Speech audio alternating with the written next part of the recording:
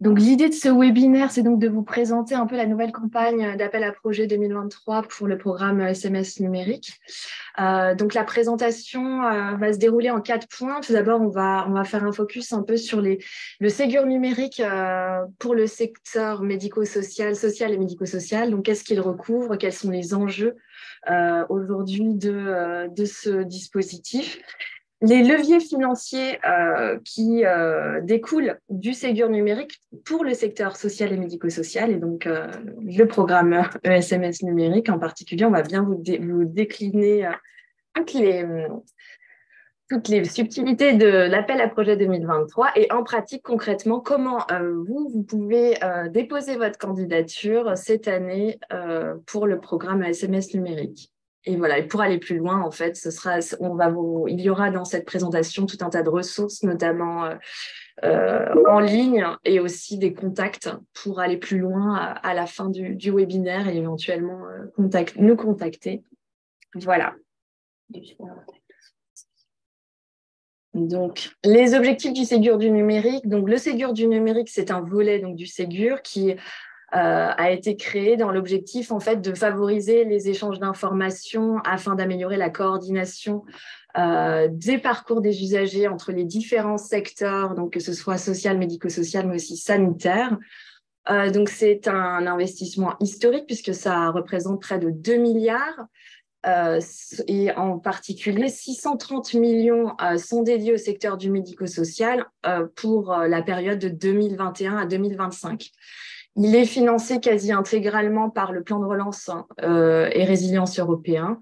Il y a 30 millions d'euros qui sont quand même qui ont été alloués par la CNSA. Donc, en 2023, donc, au niveau national, c'est 150 millions d'euros qui sont engagés et au niveau régional, donc pour la Bretagne, c'est 2,6 millions qui vont pouvoir être alloués aux établissements cette année pour financer notamment le dossier usager informatisé interopérable dans le cadre du programme SMS numérique. Donc, c'est vraiment une idée qui est en marche. L'idée, c'est vraiment de passer de 10 millions, c'est ce qui est indiqué notamment sur la diapo, de 10 millions à 250 millions de documents échangés par an, notamment via le DMP et la messagerie sécurisée à la fin de 2023. Donc, les enjeux du programme SMS numérique sont clairement très forts, notamment pour le parcours de l'usager. Comme je le disais, c'est vraiment là, on se situe sur la facilitation de l'échange d'informations entre les différents acteurs qui gravitent autour de l'usager. Donc, ses proches, mais aussi toutes les équipes ressources, les acteurs institutionnels, les acteurs du social, de la santé, les acteurs du domicile, la scolarité aussi. Enfin, en fait, l'idée aujourd'hui, c'est vraiment que tous ces acteurs soient équipés et aient accès à des outils communs pour pouvoir répondre au mieux aux besoins des usagers en ayant la bonne information au bon moment. Voilà. Donc, en pratique, là, vous le voyez, ces différents acteurs, donc que ce soit la médecine de ville, la pharmacie, la biologie médicale, vont pouvoir échanger des documents à partir d'outils communs. Là, en l'occurrence, c'est Mon Espace Santé, qui est donc un espace développé en partie par l'assurance maladie, dans lequel on retrouve le dossier médical partagé. Donc, vous voyez, la médecine de ville peut notamment alimenter ce DMP avec des lettres de liaison, des prescriptions. Les établissements de santé vont pouvoir aussi renvoyer aux établissements, notamment pour les usagers, les résidents des EHPAD, des documents de sortie leur permettant de faire le lien un petit peu et accompagner la sortie d'hospitalisation en établissement pour que les accompagnements soient les plus adaptés et personnalisés possibles. Donc, le dossier usager informatisé, Sylvaine, je vais te laisser prendre la suite. Ouais, donc on a vu que le Ségur va embarquer l'ensemble des acteurs, les structures médico-sociales, mais aussi la médecine de ville, les hôpitaux, tous les professionnels du monde libéral. Et nous, ce que va financer le programme SMS numérique, c'est ce dossier usager informatisé, cet outil que vous utilisez au sein de vos structures, et qui va être utilisé et qui est déjà utilisé même par certains de vos professionnels en embarquant effectivement les référentiels, les services socle qui vont permettre d'être interopérables et de communiquer avec les autres systèmes d'information qui sont utilisés par les acteurs, vos partenaires, dans le cadre de l'échange des données de santé. Donc, c'est pour ça que vous retrouverez régulièrement dans notre présentation cette petite collerette là qui représente le dossier usager informatisé et sur lequel on va venir intégrer les référentiels que sont le référencement de l'usager avec l'INS, l'identité nationale de santé, qui va permettre d'identifier de façon unique et pérenne les données de santé d'un usager au sein du DUI, mais aussi au sein des systèmes d'information qui sont utilisés par les autres acteurs du système de santé. Donc, première manière d'identifier les usagers, l'INS. Et on a aussi une identification unique des professionnels de santé qui vont accéder à ces systèmes numériques de santé via les annuaires santé, le RPPS ou le RPPS+, dont on parlera plus tard, et une manière de se connecter qui est sécurisée, qui est l'outil ProSanté Connect, donc qui va garantir que l'accès à ces systèmes d'information en santé soit bien sécurisé. Donc, on va avoir un système sécurisé pour les professionnels pour accéder au système d'information en santé, une façon unique de référencer les données de santé d'un usager avec l'INS. Et à partir du moment où on a ces identifications, on va pouvoir les échanger, communiquer de façon sécurisée avec les autres systèmes d'information en santé via la messagerie sécurisée et aussi alimenter, enrichir les données de l'usager qui va lui aussi être acteur de son parcours au travers de mon espace santé. Alors, si on regarde d'un peu plus près ce qu'on va retrouver dans un dossier usager informatisé, alors pour certains d'entre vous, vous utilisez déjà ce DUI avec les outils qui sont déployés dans vos structures et utilisés par vos professionnels de santé. C'est tout ce qui va permettre de recueillir les données des usagers qui sont renseignés par les professionnels pour bien accompagner les personnes que vous accueillez dans vos structures, bien les soigner, bien les évaluer, proposer un plan personnalisé d'accompagnement pour répondre à leurs besoins. Tous ces éléments-là sont inscrits dans votre dossier usager informatisé qu'on peut aussi appeler le dossier de soins, le dossier de suivi. Voilà, on peut avoir différents noms, mais le nom qu'on va utiliser, le terme qu'on utilise dans le programme SMS, c'est bien cette notion de dossier usager informatisé avec un autre I qu'on peut appeler interopérable également. Donc là, on retrouve la cartographie fonctionnelle, donc les différents blocs qu'on peut retrouver dans un dossier usager informatisé. Donc, ça passe par la gestion administrative, l'admission de l'usager, c'est-à-dire comment on va faire en sorte de l'évaluer, définir quels sont ses besoins, quels sont les soins dont il devra bénéficier, la partie médicale avec la gestion du médicament, et puis ici, tout ce qui tourne autour de l'accompagnement, le projet personnalisé, la coordination aussi des actions entre les professionnels en interne et en externe. Et puis, un nouveau volet qu'on voit apparaître aussi dans les dossiers usagers maintenant, c'est tout ce qui concerne le lien avec l'usager, avec sa famille ou ses aidants. Donc, l'idée, c'est que cette présentation soit la plus interactive possible. Donc, si vous avez des questions, n'hésitez pas à prendre la parole. On va prendre, on a quatre sessions de questions qui sont prévues lors de cette présentation. Donc là, si vous en avez, allez-y. Pas de questions? Vous pouvez lever la main, oui. Tu vois, une main levée. Très bien. Alors, tu peux leur... Non, c'est moi. Alors, vas-y, dis-moi, c'est qui? Ouais.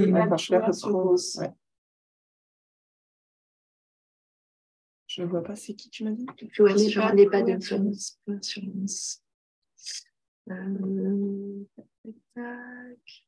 plus bas, je crois, non? Tu l'as? Ah, voilà. Okay. Voilà. On a activé le son. Vous pouvez parler, on vous écoute. Par contre, votre son est coupé. Oui, bonjour. Je me posais la question de savoir si les directives anticipées font partie des informations qu'on pourra mettre sur cette plateforme. Alors, les directives anticipées, oui, c'est des informations qui peuvent être recueillies à la fois dans le dossier usager informatisé, mais qui peuvent être aussi enregistrées dans le dossier médical partagé, donc qui va être renseigné par l'usager ou par ses proches aidants. Donc, dans l'outil dans mon espace santé, ouais. C'est ça. Une autre main levée, uniquement. Est-ce que ça répond à votre question? Oui, oui, tout à fait, merci. Merci.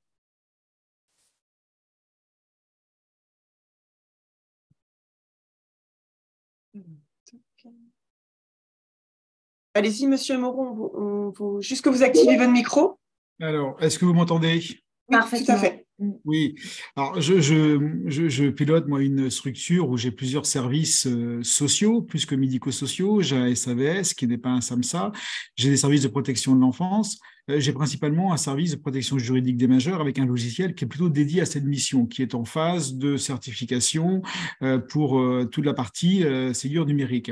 Par contre, l'opérateur me dit qu'il ne fera pas la certification pour les services PH, pour les services enfance, parce qu'on est trop petit et il a peu d'utilisateurs.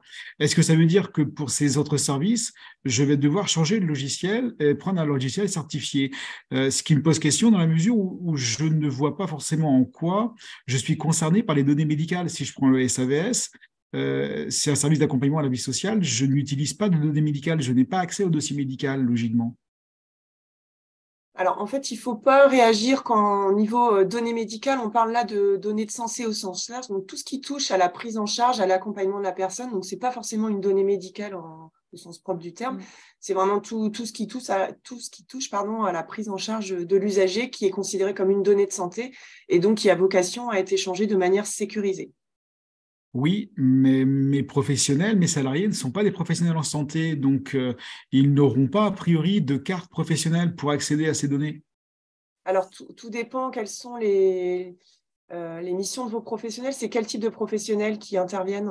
C'est des éducateurs spécialisés, des conseillers en économie sociale et familiale. Ouais, alors justement, ça fait partie des professions qui sont maintenant éligibles à ce qu'on appelle le RPPS+.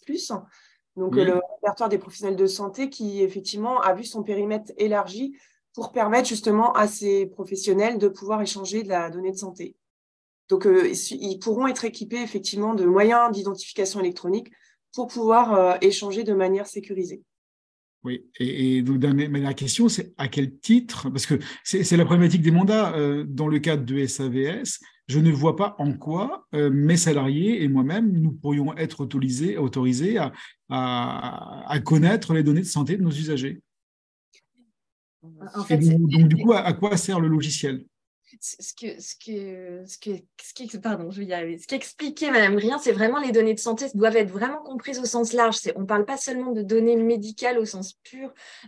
C'est tout type d'informations qui concernent la santé globale de l'usager. Donc ils sont vraiment concernés aussi par l'alimentation, notamment du dossier de l'usager, mais aussi éventuellement, ils peuvent, alors au niveau du DMP, peut-être pas quand même, parce que c'est surtout quand même des données. Au niveau du DMP, ils auront la possibilité d'accéder au DMP alors sur un volet d'information qui sera limité, forcément, on aura une matrice habilitation qui va restreindre leur droit d'accès effectivement au dossier médical partagé. Et dernière question, donc sur la partie logicielle, effectivement, aujourd'hui, j'ai un logiciel métier qui a été aménagé avec le temps et qui permet de travailler sur l'ensemble des services que je gère. Si mon opérateur ne fait pas référencer son logiciel sur l'ensemble des dispositifs, je vais devoir m'équiper en autant de logiciels que j'ai de missions. Là, votre éditeur de logiciel, c'est le même pour les différents secteurs?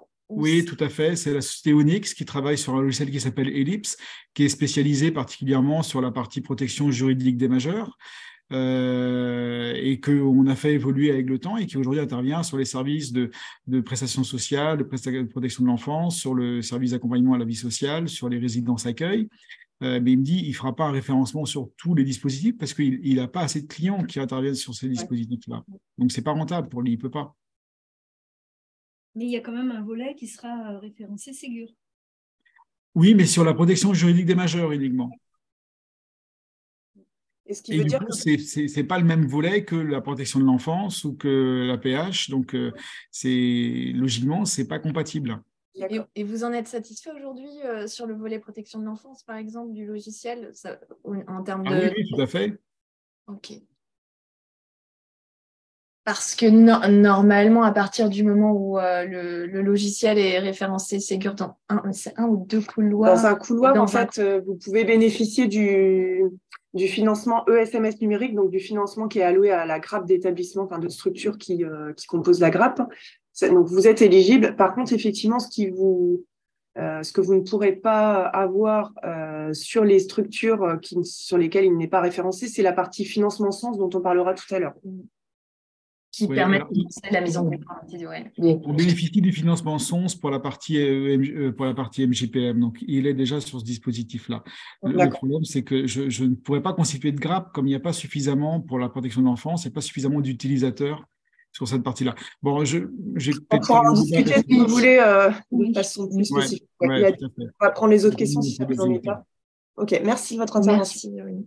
J'ai une question suivante, c'est l'usager devra-t-il autoriser le SMS à accéder à son DMP? Oui. Ouais, c'est le consentement de l'usager. Bah oui, c'est un préalable indispensable. Donc, forcément. Une remarque, si le logiciel concerne toutes les données, cela relève donc du RGPD. Oui, la RGPD réglemente toute l'utilisation de ces logiciels.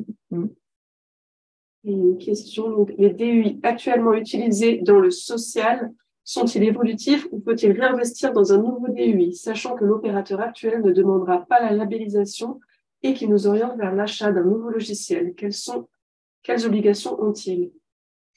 Alors, les éditeurs, ils s'engagent dans la procédure, dans la démarche de référencement Ségur, donc ils n'ont pas d'obligation. Effectivement, si votre éditeur fait le choix de ne pas s'inscrire dans cette démarche-là, rien ne l'y oblige. Par contre, ils sont quand même fortement incités dans le sens où s'ils veulent pouvoir déployer cette solution chez de nouveaux clients, ils ont quand même tout intérêt à se faire référencer. Bon, peut-être qu'en termes de stratégie commerciale, peut-être qu'il a d'autres outils qu'il propose à côté et qu'il a peut-être engagé dans un système de référencement Ségur, et c'est pourquoi il ne veut pas faire évoluer la solution qui équipe vos établissements actuellement. Mais effectivement, si vous souhaitez disposer d'un DUI Ségur compatible et que le vôtre n'évolue pas vers une version Ségur compatible, il faut envisager une nouvelle acquisition. Parce que la version, toutes les logiciels qui sont référencés Ségur, donc en fait, respectent toute la réglementation RGPD pour faire écho à la question précédente. Donc oui, en effet, c'est quand même important de s'orienter vers des logiciels qui sont référencés. Justement, une liste des éditeurs de logiciels référencés existe-t-elle? Oui, tout à fait. Alors, on a une liste des éditeurs qui sont candidats au référencement. Donc, comme ça permet de voir si votre éditeur il s'est engagé dans cette démarche-là. Et puis, pour ceux qui ont déjà obtenu le référencement, on a aussi une liste qui vous est mise à disposition sur le site de l'ANS et qu'on pourra aussi vous faire, pour vous communiquer. Et juste une précision sur la question RGPD, il y a eu plusieurs remarques. C'est qu'est-il prévu en la matière, en fait, sur, ça relève du RGPD, et quelle articulation cela doit rentrer dans la réflexion de fond. Ouais, alors c'est vrai que le lien avec le RGPD, il est abordé. Alors quand votre projet est retenu, on accompagne le déploiement de ce projet-là et de la solution. Et on fait le lien justement avec le volet RGPD, notamment sur la thématique d'accès aux données, de droit de confidentialité, etc. Faut-il faire partie d'une grappe pour candidater? Alors oui, on va l'expliquer tout à l'heure. On va passer à la phase. Ouais. S'il y a une question. Il y a une dernière question, mais sinon on y répondra dans un... Oui, parce qu'on verra la partie planning tout à l'heure. Ouais, okay. Madame Bussine, on répondra à votre question tout à l'heure. On va avancer du coup, ok. Donc là maintenant, on va évoquer donc les leviers financiers qui sont proposés dans le cadre du programme SMS numérique. L'objectif de ce programme, c'est bien de permettre aux établissements de s'équiper d'une solution de dossier usager informatisé qui soit interopérable avec les outils communs, donc, que sont le DMP ou la messagerie sécurisée. Donc voilà, les établissements qui sont bénéficiaires du programme, qui peuvent s'inscrire et être éligibles au programme, sont les établissements qui sont mentionnés à l'article L312.1 du Code de l'action sociale et des familles. Donc cette année, tous les établissements qui sont visés par cet article sont bien visés par le programme ESMS numérique, donc y compris les établissements sociaux. Donc, ce que recouvrent les financements du programme ESMS numérique, donc c'est un financement pour l'équipement logiciel, donc que ce soit pour de la mise en conformité ou de l'acquisition. Un financement également pour l'équipement matériel, donc tout ce qui est tablette, Wi-Fi, PC. Ça peut également être pris en compte, bien sûr, en fonction des besoins de chaque établissement. Voilà, j'y reviendrai tout à l'heure. Un financement également à l'usage, donc pour vous accompagner à transformer les pratiques dans vos établissements. Donc également, il y a une somme forfaitaire qui peut être allouée à chaque établissement dans ce cadre. Les financements ESMS numériques, donc, pour répondre à la question précédente, sont alloués en effet dans le cadre d'un regroupement d'établissements d'au moins 15 ESMS. Ces financements qui vous seront alloués, si vous candidatez, donc, seront conditionnés à l'atteinte de cibles d'usage du dossier usager informatisé et du DMP et des services socles. Donc, voilà. Donc concrètement, pour avoir une idée un petit peu de ce que recouvre en termes de montant des subventions qui peuvent être allouées, donc il y a deux hypothèses, soit l'acquisition, soit la mise en conformité, sachant qu'on peut parler d'une troisième hypothèse, mais qui s'inscrit plutôt dans l'acquisition. Vous l'avez aussi mentionné plus tôt, quand votre logiciel ne pourra pas ne s'inscrit pas dans un couloir de référencement Ségur, il est possible de changer de logiciel et de bénéficier d'un financement dans le cadre du programme ESMS numérique qui équivaudra en fait à la subvention acquisition. Donc l'idée, c'est ici donc de changer de logiciel puisque votre équipement ne peut pas monter en version. Donc deux types d'hypothèses. Dans l'hypothèse d'une acquisition, dans une grappe dans laquelle il y a moins de 50 ESMS, donc une subvention de 7 000 € par établissement peut être allouée pour les usages, donc pour l'accompagnement aux nouvelles pratiques pour utiliser le logiciel DUI et les services socles. Il y a également donc une subvention de 14 000 € pour cette fois donc l'acquisition du logiciel. Donc ça, c'est dans le cadre de l'acquisition. S'agissant de la mise en conformité, alors c'est un peu plus subtil du coup. Là, le programme ESMS numérique ne proposera un accompagnement que dans le cadre des usages, donc une subvention de 5 000 € pour les usages. Et un nouveau dispositif s'est mis en place cette année, c'est le dispositif SONS. C'est un financement qui, cette fois, est donc directement alloué à l'éditeur par subvention d'État. Un bon de commande SONS est donc signé avec cet éditeur qui sera rémunéré, mais ce n'est pas dans le cadre du programme ESMS numérique. Et Sylvaine reviendra sur ce dispositif dans la diapo suivante qui va venir. Donc sinon, à côté de ces deux subventions qui sont fixes donc par établissement, il y a pour accompagner les grappes de petits OG, de petits organismes gestionnaires, deux types de subventions sont allouables également. Donc un équipement pour du matériel pour équiper son établissement jusqu'à 20 000 € par établissement, à chaque fois encore, du coup. Et sinon aussi par grappe, cette fois, une subvention de 100 000 € pour financer de l'assistance à maîtrise d'ouvrage et aider donc au déploiement de la solution logicielle, que ce soit pour de l'acquisition ou de la mise en conformité. Voilà, on va passer à la diapo suivante. Alors, un petit zoom justement sur le programme de financement SONS dont Anis vient de vous parler. C'est effectivement un financement qui s'adresse directement aux éditeurs pour le compte des établissements. C'est pour ça que les éditeurs, vous les avez peut-être déjà vus vous proposer un bon de commande à signer et qui vous permettra de déployer une version Ségur au sein de vos établissements et donc de pouvoir utiliser une version de votre DI qui va être interopérable et communiquant avec mon espace santé.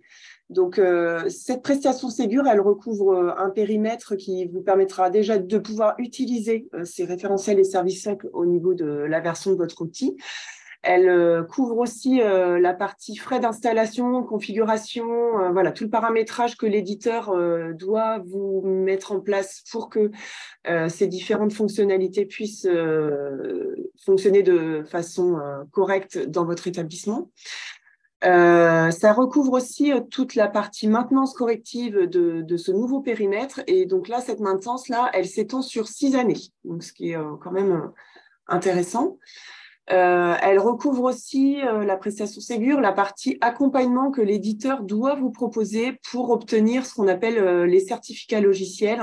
C'est ce qui va garantir l'authentification de votre structure quand vous allez devoir vous connecter notamment sur le téléservice qui permet de récupérer l'identité nationale de santé ou d'accéder au dossier médical partagé pour pouvoir alimenter le dossier médical partagé de vos usagers à partir de votre DUI. Et puis, bien sûr, ça comprend aussi la partie suivi de projet, la documentation que votre éditeur va vous remettre par rapport à ces nouveaux usages, et puis la formation des professionnels de santé. Alors, sur la formation, ça reste limité. C'est sûr que ça ne va pas être un nombre de journées de formation énorme sur vos structures.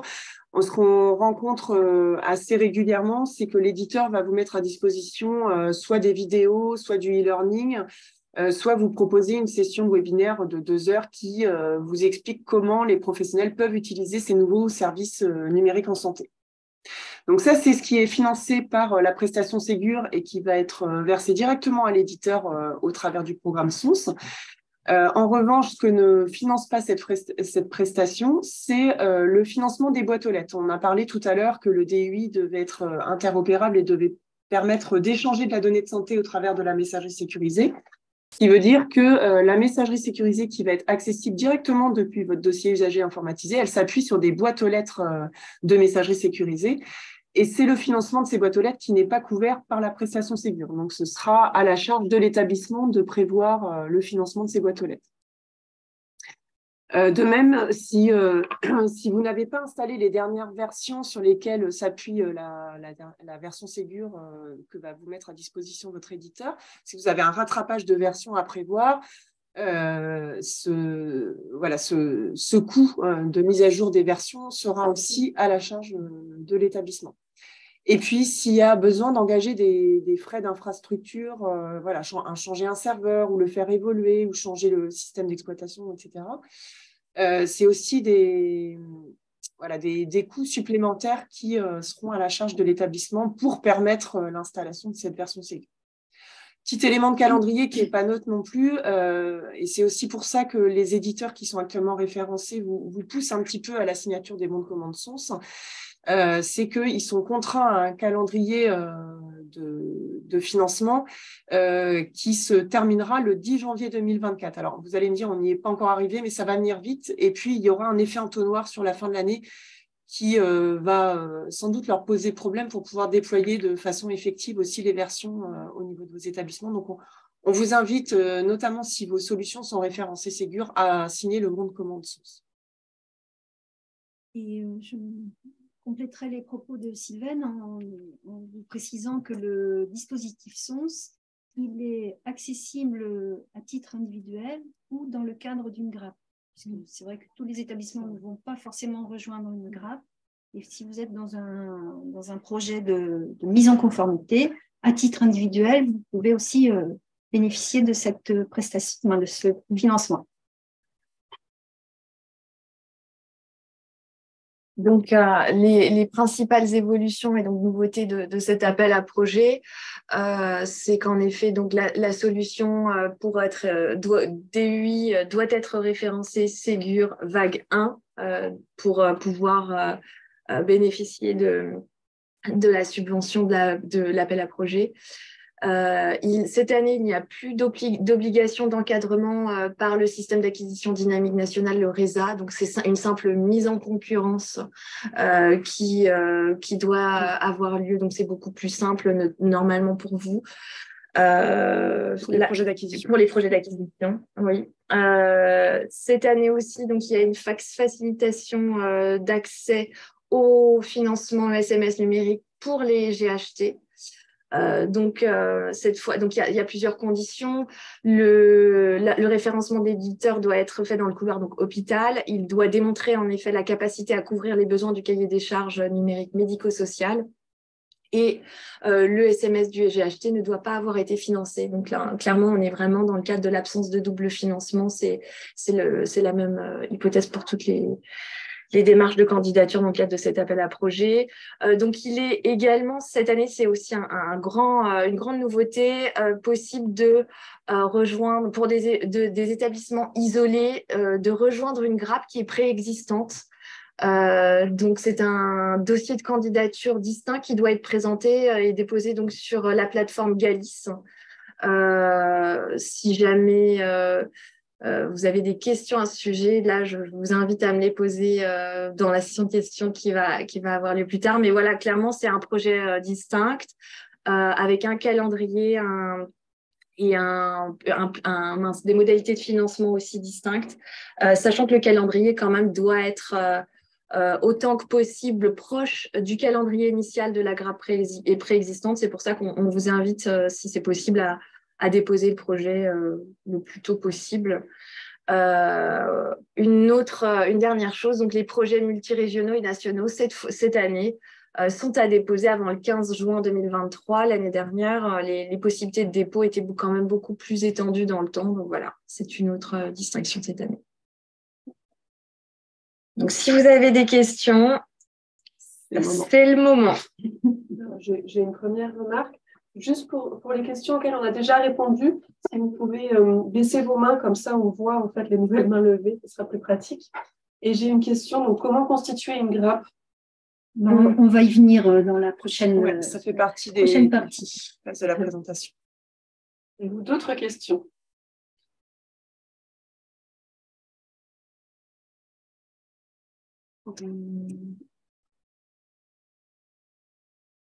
Alors, dans ma résidence autonomie, nous n'avons aucun personnel soignant, donc aucun personnel éligible au RPPS+. Est-il possible d'accéder au DUI dans ce cas, s'il vous plaît? Alors, accéder au DUI, d'avoir un logiciel de gestion du dossier usager dans la structure, ça, c'est tout à fait possible. On a des éditeurs qui proposent des solutions qui sont installées dans les résidences autonomie. Après, la question, c'est peut-être plutôt sur l'accès au DMP, où effectivement, là, il n'y aura peut-être pas forcément un besoin d'accès au DMP pour les professionnels de votre résidence. Mais par contre, de pouvoir suivre dans un logiciel vos dossiers de vos résidences, c'est tout à fait possible. Pourquoi obliger une mise en concurrence si nous souhaitons juste changer de version du DUI? C'est réglementaire, c'est le minimum. Alors, là, c'est pour le changement de version. Si c'est pour un projet de mise en conformité, il n'y a pas de besoin. C'est vraiment quand vous changez d'outil ou quand vous n'êtes pas équipé et que vous avez besoin de vous équiper, là, il y a une mise en concurrence qui sera demandée. Je crois qu'il y a un micro ouvert. Les pads de couleur. Voilà, merci. Oui, excusez-moi, j'étais en train de taper ma question. J'ai lu que le financement par grappe, c'était 100 € maxi. Ça dépend. Cette subvention, non, c'est pas maximum. En fait, c'est deux subventions qui sont distinctes. Ouais, c'est possible de revenir sur la slide précédente. J'ai peut-être pas été. Ok, donc des financements qui sont alloués dans toutes les hypothèses et qui sont fixes, c'est les 7 000, dans le cas de l'acquisition, 7 000 € à l'usage par établissement et 14 000 € pour l'acquisition du logiciel, c'est fixe. c'est dans toutes les hypothèses que l'établissement soit relève d'un petit organisme gestionnaire ou d'un gros OG, donc d'une grosse entité juridique. Et pour la mise en conformité, donc c'est 5 000 € à l'usage. Il y a, pour aider les petits OG, les petits organismes gestionnaires qui ont peu d'établissements, à quand même s'équiper et à s'embarquer dans ce virage numérique, il est possible, donc on leur alloue, c'est possible en tout cas de leur allouer 2 types de subventions supplémentaires. Donc, par établissement, on peut leur allouer jusqu'à 20 000 € pour s'équiper en termes de matériel Wi-Fi aussi, enfin le Wi-Fi, les tablettes, c'est bureautique.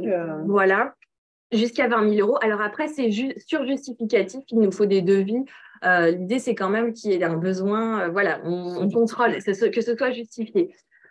Et aussi pour ces établissements quand ils relèvent de petits OG, quand c'est une grappe de petits OG, on peut aussi allouer une subvention pour financer pour financer de l'assistance à maîtrise d'ouvrage, c'est-à-dire quelqu'un qui va vous aider au déploiement du projet. Et donc là, c'est une subvention, que ce soit en interne ou à l'externe. Vous pouvez faire appel à un prestataire extérieur, mais aussi éventuellement recruter pour un an une personne en interne. Donc c'est un financement qui peut monter jusqu'à 100 000 €, mais que pour les petits OG, que pour les grappes de petits OG.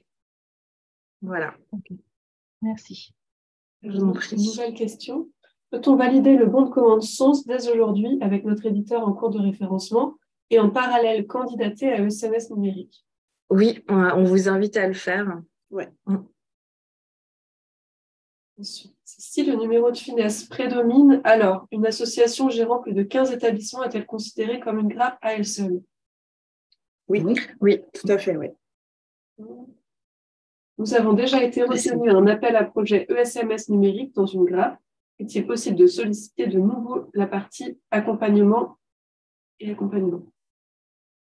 Alors non, un établissement qui a déjà bénéficié du programme SMS numérique ne peut pas en bénéficier une deuxième fois. Comment faire si les établissements isolés sont sur des secteurs avec peu de SMS, comme les publics en difficulté spécifique, et qu'il n'est pas possible de rejoindre une grappe de 15? Alors, c'est possible de faire des grappes mixtes, on le voit, ça a pu avoir lieu, donc des établissements qui vont s'intégrer dans une grappe d'établissements qui relèvent de l'accompagnement de personnes en situation de handicap notamment. Donc, dans ces cas-là, on vous invite également à vous rapprocher d'autres types d'établissements qui ne relèvent pas forcément de votre secteur, mais qui potentiellement ont la même solution logicielle. Voilà, qui peuvent utiliser la même solution logicielle au niveau de l'ensemble des secteurs. On va le voir tout à l'heure. Cette proposition concerne-t-elle également les EHPAD privés lucratifs? Oui, ils sont éligibles, oui. S'ils ont un numéro de finesse, c'est le finesse, voilà, c'est ça, c'est le finesse géographique qui compte. Beaucoup de questions sur cette partie. Comment avoir une grappe de moins de 15 OG alors que l'appel à projet requiert 15 OG? Alors, c'est moins de 15 établissements, donc 15 numéros finesse géographiques. Oui, parce que dans une grappe, il peut y avoir un ou plusieurs OG. Donc ça, c'est en fait les OG, c'est les finesses juridiques. C'est l'entité juridique qui va qui porte les différents établissements. Et là, le financement SMS numérique finance en fonction des finesses juridiques. Donc, il peut très bien y avoir plusieurs finesses juridiques, plusieurs OG, donc plusieurs finesses juridiques, mais le financement se base sur le nombre de finesses géographiques. Un finesse géographique égale un établissement. Une dernière question. Avez-vous une idée du montant alloué à l'éditeur pour le programme SONS? Couvre-t-il l'investissement nécessaire de l'éditeur pour se mettre en conformité? Alors, le montant, il varie en fonction de la taille de l'organisme gestionnaire, justement. En fait, il y a différents paliers. Si l'organisme gestionnaire, il n'y a qu'un établissement, ils ont un montant. Quand c'est entre 2 et 4 établissements, c'est un autre montant. Et voilà, ça évolue comme ça. Je crois qu'il y a 4-5 paliers. Est-ce que ça couvre l'investissement? Alors ça, c'est aux éditeurs de de nous le dire. Ça, on n'a pas cette info-là, mais ce qu'il faut savoir, c'est que les éditeurs, ils vont toucher le montant de la prestation Ségur sur chaque établissement, donc c'est sur chaque finesse géographique dans lequel il va déployer sa version Ségur. Donc, après, je pense qu'il faudra compter, il faudra compter les financements à la fin des déploiements pour savoir si son investissement a été à la hauteur de ce qu'il va percevoir. La messagerie sécurisée est-elle intégrée au DUI? Alors, elle est accessible. L'objectif de la version Ségur, c'est qu'elle soit accessible depuis le DUI. Après, c'est quand même un outil. Enfin, les boîtes aux lettres, elles sont quand même en dehors du DUI. L'objectif, c'est que ce soit transparent. Quand vous avez besoin d'adresser un message via la messagerie sécurisée, c'est que vous puissiez le faire via votre logiciel métier en utilisant la boîte aux lettres de messagerie sécurisée. Mais elle est quand même avec un opérateur de messagerie sécurisée qui est différent de votre éditeur. C'est pour ça qu'on indiquait tout à l'heure que le coût de fonctionnement de ces boîtes aux lettres n'était pas inclus dans la prestation Ségur. Et certains éditeurs vont préconiser certaines messageries sécurisées de santé aussi. Je reviens par rapport à la diapo, là, un petit OG, c'est un OG qui a sous son aile donc moins de 15 ESMS, pour être plus précis. Une dernière précision sur la dernière question de la messagerie sécurisée, c'était aussi quel intérêt à passer par une grappe versus une SONS? Alors, la grappe, elle va vous permettre d'avoir du financement pour l'accompagnement à l'usage. Le programme SONS va vous permettre de financer la version Ségur. C'est-à-dire que vous avez un établissement qui est équipé de NetSoins, par exemple, sur le secteur des personnes âgées. L'idée d'utiliser le programme SONS ça va vous permettre d'avoir une version Ségur, donc une version de NetSoins qui embarque l'identité nationale de santé, qui va vous permettre d'accéder à la messagerie sécurisée et d'alimenter ou de consulter le dossier médical partagé de vos résidents depuis votre logiciel NetSoins. Donc ça, c'est une chose, c'est la partie logicielle. Maintenant, pour développer les pratiques professionnelles et utiliser ces nouveaux services numériques en santé, on sait très bien que les professionnels ont besoin d'être accompagnés. Et c'est pour ça que le programme SMS numérique a été conçu. C'est pour permettre cet accompagnement des professionnels, ce développement des nouveaux usages en parallèle de la mise à jour de votre dossier usager informatisé. Sachant que le financement du projet dépend aussi de l'atteinte de cibles d'usage. Donc, c'est pour ça que l'accompagnement aux usages des outils est aussi fortement aidé, notamment par ces aides financières. Donc voilà. Alors, comment faire si nous avons plusieurs formats de messagerie sécurisée, API Crypt ou autres? Alors, l'objectif du Ségur, donc on a parlé effectivement des éditeurs qui doivent mettre en conformité leur dossier usage informatisé ou le dossier patient à l'hôpital ou logiciel de gestion de cabinet pour les médecins de ville, par exemple. Donc, en fait, tous ces acteurs-là sont invités à mettre à jour, à installer une version Ségur pour pouvoir utiliser les différents référentiels et services socles.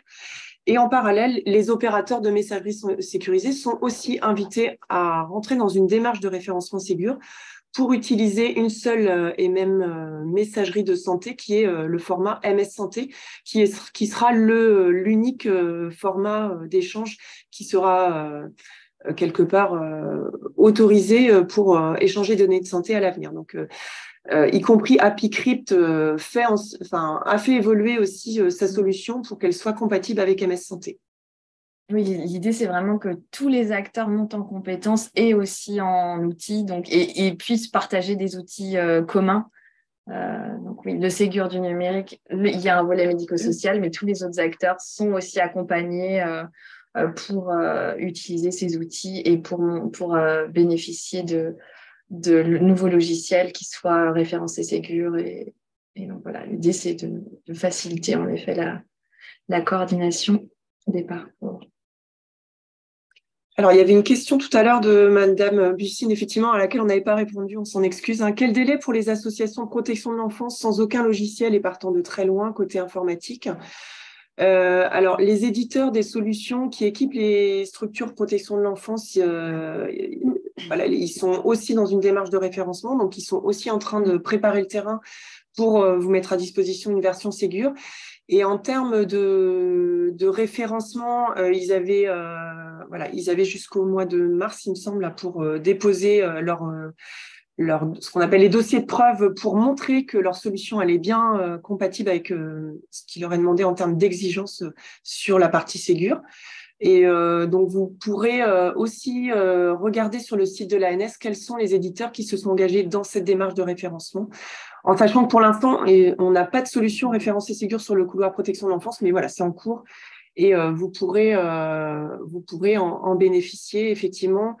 Alors, sur la partie financement de l'équipement, il faudra s'engager dans une grappe protection de l'enfance pour pouvoir bénéficier de ce financement. Ou alors financer sur ses propres fonds si vous ne pouvez pas monter une grappe. Donc, on a beaucoup de questions. Est-ce que je les note et on passe à la suite ou est-ce qu'on a encore un petit peu de temps pour y répondre? Je pense qu'on a un petit peu de temps. Oui, on peut continuer à avancer. Donc, peut-on commander via SONS et se rattacher à une grappe pour partager les usages? Oui. Oui, tout à fait. Le pourcentage des cibles d'usage à atteindre peut-il être négocié à la baisse? Non, en fait, c'est figé. C'est dans le cadre d'une instruction nationale. Ça a été pensé par la CNSA et l'ANS, donc non. Cette mise en conformité est-elle une obligation? Quelle est la date butoir? Je pense que ça concernait la messagerie. Alors, la mise en conformité, ce qui est obligatoire, c'est effectivement des contraintes réglementaires, notamment par rapport à l'identité nationale de santé, qui est une obligation qui contraint les établissements normalement depuis le 1er janvier 2021. Donc, on voit que déjà, on a un petit peu de retard, mais c'était aussi du fait que les éditeurs avaient besoin aussi d'intégrer ça dans leurs outils, donc ce qui est chose faite. Ce qui est obligatoire aussi, c'est quand on échange de la donnée de santé, c'est de le faire via une messagerie sécurisée. Donc, on voit bien quand même que vous êtes forcément incité à vous équiper d'une version Ségur pour pouvoir répondre à ces obligations. Et la date butoir, l'INS, on en a parlé, c'était normalement le 1er janvier, donc on est déjà en retard. Et puis, pour les autres, la date butoir, c'est plutôt la date butoir pour les financements, pour obtenir des financements, à la fois sur SMS numérique, mais à la fois sur SONS également. J'ai une main levée. Valérie Gauthier-Joanny, est-ce que tu pourrais laisser la parole? Bien sûr. Bonjour, vous. C'est bon? Ouais. Ok. Juste activer votre son et vous pouvez prendre la parole. On ne vous entend pas. Si vous pouviez activer votre micro, peut-être? C'est bon? Oui, c'est bon. Ouais. Oui, merci. Je suis dirigeante d'un SAD et comment fait-on pour accéder à une grappe? Donc, c'est un petit SAD privé, en fait. Et donc, nous, j'ai un éditeur de logiciels qui est Ximi. Et donc, je voulais savoir comment on fait pour accéder à une grappe. Ça va faire partie de la suite de la présentation. Donc, on va pouvoir vous répondre D'accord, merci. tout à l'heure par la présentation qui va se dérouler. Alors, les établissements protection de l'enfance sont-ils éligibles dans une grappe pour réponse à l'appel à projet Ségur numérique, financement différent, ARS département, Oui. avec une petite précision, association qui gère plusieurs établissements financiers par ARS et Ils sont éligibles cette année. Les établissements de la protection de l'enfance s'inscrivent dans le cadre du financement SMS numérique. Donc, en effet, ils peuvent, même s'ils sont financés par les conseils départementaux, ils peuvent être éligibles à cet appel à projet. Ils sont éligibles. Comment fonctionne le financement selon les objectifs d'usage si l'État finance au moment du bon de commande? C'est deux choses différentes. Le bon de commande SONS, c'est ce qu'on vous a dit, c'est dans le cadre d'une mise en conformité. Donc, c'est un dispositif qui peut même être utilisé sans répondre à l'appel à projet SMS numérique de façon individuelle. Si vous avez un logiciel qui n'est pas encore en conformité, vous pouvez décider de signer le bon de commande et votre logiciel sera mis en conformité avec les exigences du Ségur. Mais le programme SMS numérique vise, lui, à permettre aux professionnels de vos établissements à s'approprier les outils et développer les meilleures possibilités d'usage de l'outil. Donc, on finance aussi, on donne plus de subventions pour aider, en effet, à une meilleure appropriation des outils dans vos établissements. Et donc, c'est pourquoi on s'assure après de la manière dont sont utilisés les outils, puisqu'on finance cet accompagnement aux usages. Donc, mais si jamais vous ne souhaitez pas répondre à l'appel à projet et vous souhaitez mettre en conformité votre logiciel, vous pouvez tout à fait le faire de façon individuelle. Dans ce cas-là, il n'y a pas de... Il n'y aura pas de cible d'usage dans le cadre du dispositif Sens. C'est votre éditeur qui sera financé directement pour mettre en conformité le logiciel. Dernière question de cette partie. Quelle est la sanction pour ceux qui ne s'inscrivent pas dans cette démarche? Pas de sanction. Pas de sanction, non. Mais après, c'est... Voilà, le virage numérique, la transformation numérique des établissements, elle est nécessaire parce que c'est vrai qu'on voit arriver toutes sortes de nouveaux outils, de nouveaux logiciels qui vont permettre aux uns et aux autres de communiquer entre eux, à la fois sur le sanitaire, sur le médico-social. Enfin, même à titre personnel, on voit bien aussi que le numérique est partout présent. Et il n'y a pas d'obligation, mais c'est un peu louper le train qui passe que de passer à côté, quoi. La sanction, ça pourrait être le risque d'être isolé en fait par rapport à une transformation qui est sociétale, un virage numérique qui a en tout cas accompagné, y compris en termes de financement. Donc oui, et puis finalement à terme, je pense que il y a de fortes chances pour que la réglementation aussi évolue et que vous soyez obligé finalement de vous équiper numériquement. Enfin, en tout cas, ce n'est pas le cas actuellement, mais on sent bien qu'il y a une forte incitation. Donc, voilà, tout un tas de raisons, si vous pouvez vous inscrire dans cet appel à projet, je pense que vous avez beaucoup à y gagner. On va passer à la partie en pratique. Donc, en pratique, pour avoir une idée un petit peu générale de la manière dont se déroulent ces projets de mise en conformité ou d'acquisition. Donc, voilà, c'est le cycle de vie du projet. Après, on dépliera de façon plus précise. Donc, l'idée, c'est d'abord d'identifier les partenaires avec lesquels vous souhaitez coopérer et donc vous rassembler dans le cadre d'une grappe. Une fois que vous avez identifié ces partenaires, vous pouvez donc déposer votre projet sur Galis. C'est une plateforme donc, dans laquelle vous pouvez recenser les différents documents qui sont exigés dans le cadre de l'appel à projet pour répondre à cet appel à projet. Ensuite, il y a un comité de sélection qui se tient à l'ARS. Cette année, il y en aura 3, puisqu'il y a 3 fenêtres pour répondre à l'appel à projet. Ensuite, votre projet est priorisé. Une convention donc, est signée entre l'ARS et donc, le porteur du projet. Dans les hypothèses d'acquisition, donc à ce moment-là, après la signature de la convention, vous percevez donc 50% de la subvention globale pour votre projet. Après avoir obtenu ces 50 premières parties de la subvention, quand vous êtes dans une situation d'acquisition, donc comme on l'a indiqué, il y a une mise en concurrence des éditeurs qui doit se mettre en place, donc c'est réglementaire. Et dans les situations de montée de version, donc la signature du bon de commande Sens. Ensuite, donc vous contractualisez avec l'éditeur.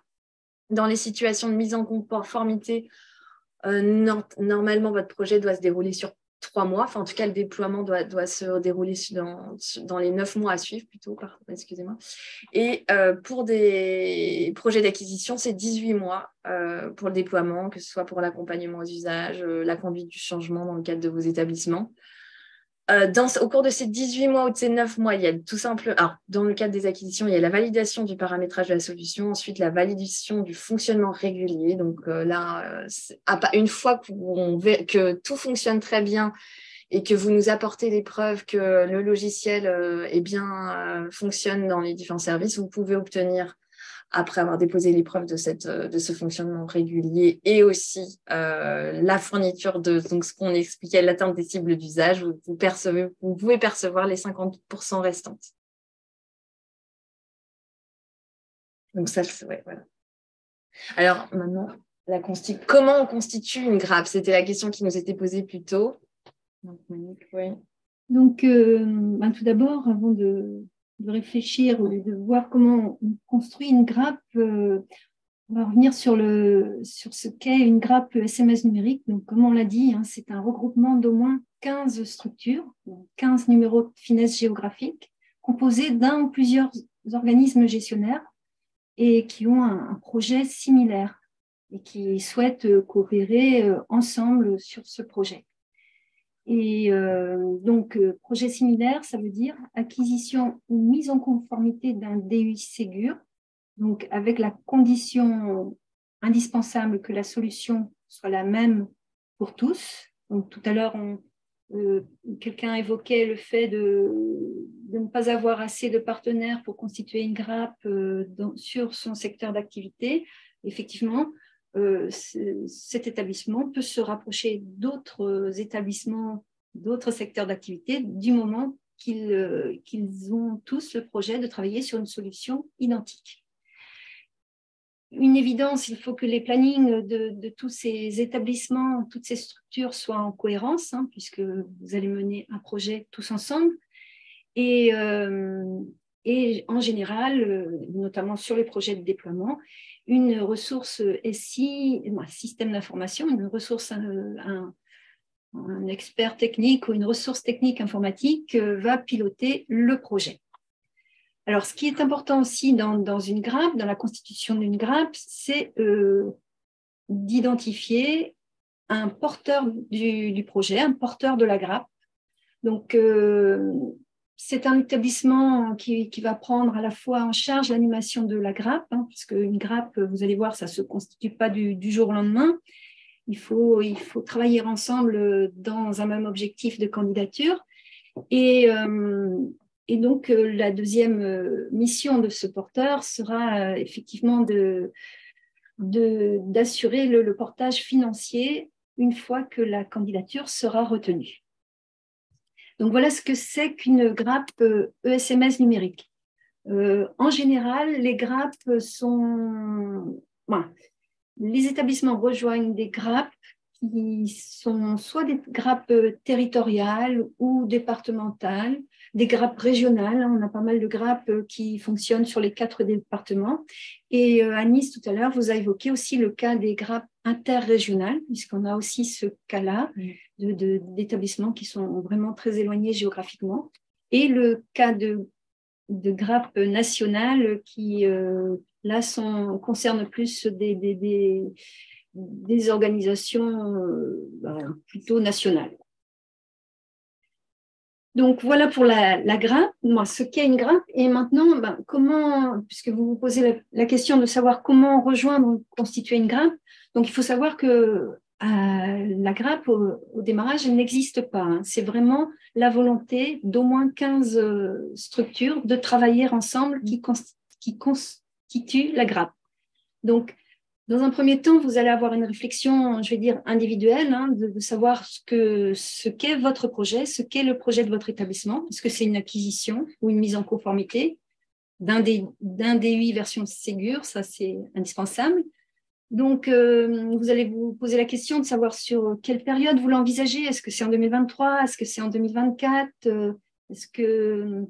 avec qui ou plutôt à quel niveau vous envisagez la coopération? Est-ce que c'est territorial, départemental? Est-ce que vous avez aussi des établissements qui sont déjà sur plusieurs départements et une grappe régionale vous convient tout à fait? Bref, vous avez ce genre de réflexion à mener en interne. Et comme je vous disais, il y a aussi un rôle important dans la grappe. C'est le rôle du porteur de la grappe. Donc, est-ce que votre établissement est en mesure d'être porteur, est intéressé pour être porteur de la grappe?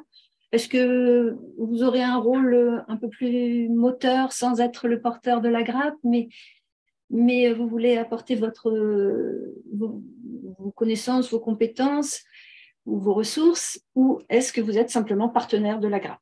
Donc là, il faut que vous réfléchissiez de votre côté, de façon individuelle.